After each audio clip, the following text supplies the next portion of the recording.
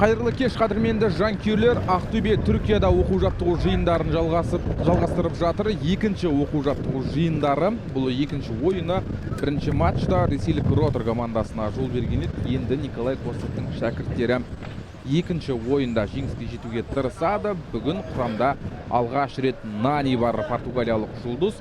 Ең бірінші ойында сол Роторға қарсы кездесуде қосалқы құрамда алаң жиегінде отырған, бірақ оның жалпы ойнамайтыны алдын ала хабарланған еді. Бүгін жиын аясында Нани бірнеше жаттығу өткізіп, енді Навбахорға қарсы кездесуде командасына келген болады. Әзірше алғашқы минуттарда Навбахор көбірек шабуыл ұйымдастырып жатыр.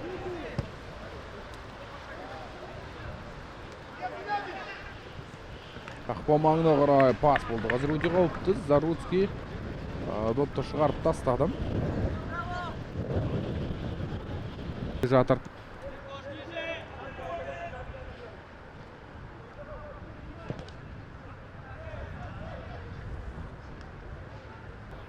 Заруцкий қазір допты ойынға қосады. Алып кетті. Ақтөбе осылайша Еврокубоксыз қалып отыр. Қазір Навбахор есеп ашуға жақын болды, бірақ Заруцкий командасын құтқарып қалды. Шохрух Абдурахмановтың соққысын кері қайтарды. Пас бере алған жоқ. Навбахордың тағы бір ұмтылысы алыстан соққы, бірақ Александр Заруцкий үшін бұл оңай шағылар жаңғақ болды. Навбахор шабуылда соққы жасатпауы қажет. Жасатпады. Тәртібін бұзбаған және қақпа маңына допты шығарып берді мүмкіндік. Шушиначев баспен ұрған еді, бірақ доп қақпаның маңдайшасына тиді. Артқа пас.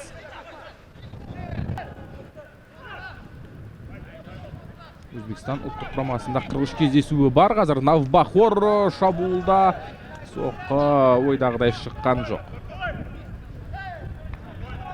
Пас алмасуы керемет шықты. Желквич. Артур Шушиначев,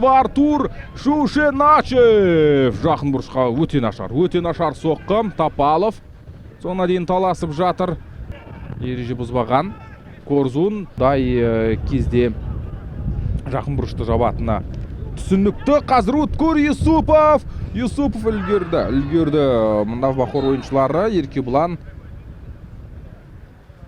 жақсы қысым жасаған еді. Еркебұлан Сейдахмет біраз уақыт қажет.